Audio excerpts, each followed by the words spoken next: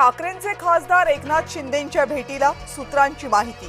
नागेश पाटील आष्टीकर यांनी उपमुख्यमंत्री एकनाथ शिंदेंची घेतली भेट। नंदनवन या निवासस्थानी दोन्ही नेत्यांची भेट।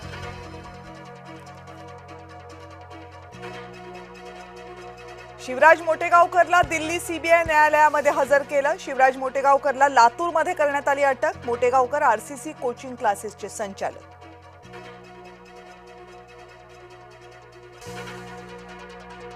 भोंदू खरात नामकरण आवारेला 14 दिवसांची न्यायालयीन कोठडी। खरातचा ईडी ताबा घेण्याची शक्यता।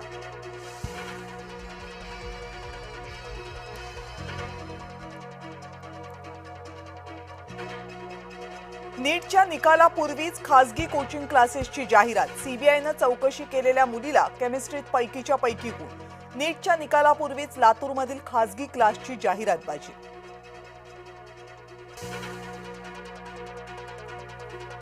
नांदेडमध्ये छावा विद्यार्थी आघाडीचं आंदोलन। मोटेगावकर कुलकर्णीच्या फोटोला फासली शाई। पुण्यातल्या मॉडर्न कॉलेज बाहेर काँग्रेस आणि ठाकरे गट आक्रमक।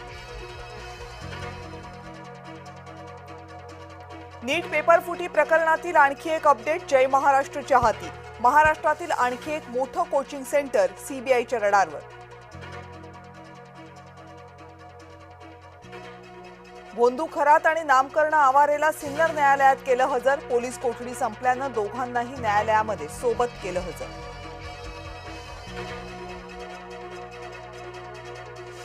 भोंदू खरातचा परदेशात पलायनाचा होता प्लॅन। खरात प्रकरणी अजून एक धक्कादायक खुलासा। अटकेपूर्वी बनावट खात्यांमधून खरातचे संशयास्पद व्यवहार।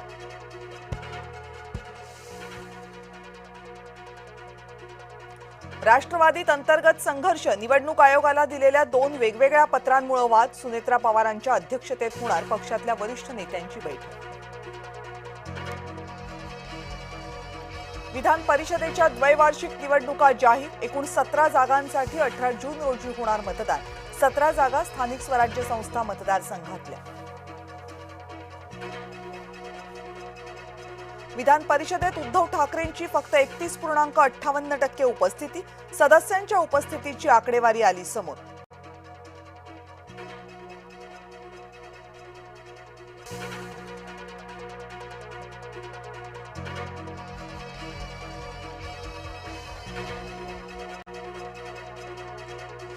छत्रपती संभाजीनगरमध्ये कांदा प्रश्नी उबाठाचं आंदोलन। समृद्धी महामार्गावर अंबादास दानवेंच्या नेतृत्वात चक्काजाम आंदोलन। कांद्याला योग्य हमीभाव देण्याची मागणी।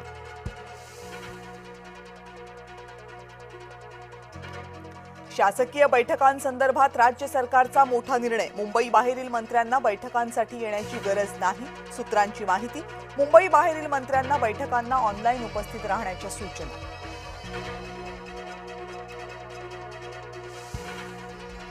सध्या 31 मे पर्यंत एसटीच्या तिकीट दरात कोणतीही दरवाढ नाही। केंद्र आणि राज्य सरकारच्या भूमिकेकडे लक्ष। बैठकीनंतर परिवहन मंत्री प्रताप सरनाईक यांची प्रतिक्रिया। नागपूरमध्ये संघ मुख्यालयाजवळ गोळीबार। 3 बाईकस्वारांकडून 2 वेळा फायरिंग। अंमली पदार्थ विक्रीच्या वादातून हा गोळीबार झाल्याचा संशय।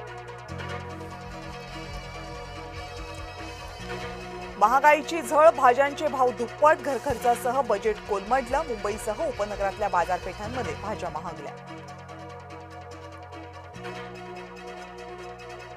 हिंगोलीमध्ये डिझेल तुटवड्यानं शेतकरी हैराण। खरीप हंगामाच्या तोंडावर डिझेल टंचाई तीव्र। पेट्रोल पंपावर लांबच लांब रांगा।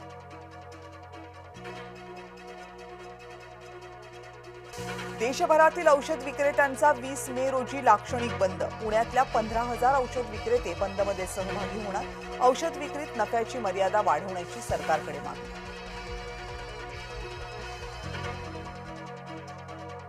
पश्चिम बंगाल बॉम्बफेक प्रकरणी दोघांना अटक। मुर्शिदाबाद जिल्ह्यात निवडणुकांनंतर झाली होती बॉम्बफेक।